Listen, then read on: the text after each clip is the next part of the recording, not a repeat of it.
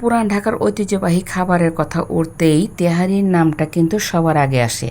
আজ রান্না করছি গরুর মাংসের মজার তেহারি, যার ঘ্রাণেই মনে হবে পুরান ঢাকার কোনো এক ব্যস্ত গলিতে চলে এসেছি। প্রথমে মাংস ভালো করে মশলা দিয়ে মেখে কষিয়ে নিব। এরপর পেঁয়াজ, আদা, রসুন আর দেশি মশলার দারুণ ঘ্রাণে রান্না করে একেবারে জমজমাট। আলুগুলোও ভেজে নিলাম। এবার ধুয়ে রাখা চাল মাংসের সঙ্গে ভালো করে মিশিয়ে নিব। পানি দিয়ে ঢেকে দিলে শুরু হবে আসল জাদু।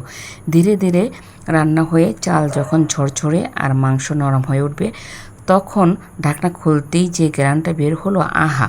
গরম গরম তেহারির সঙ্গে সালাদ আর একটু কাঁচামরিচ, বাস জমে গেল একেবারে পুরান ঢাকার স্বাদ। এক প্লেট খেলেই আর প্লেট চাইবেন। আমি বলছি না, আপনার মনেই বলবে। আজকের তেহারি রান্নার রেসিপিটা কেমন হয়েছে অবশ্যই কমেন্টস করে জানাবেন। সবাই ভালো থাকবেন, সুস্থ থাকবেন, নিরাপদে থাকবেন। আল্লাহ হাফেজ। জুম্মা মোবারক।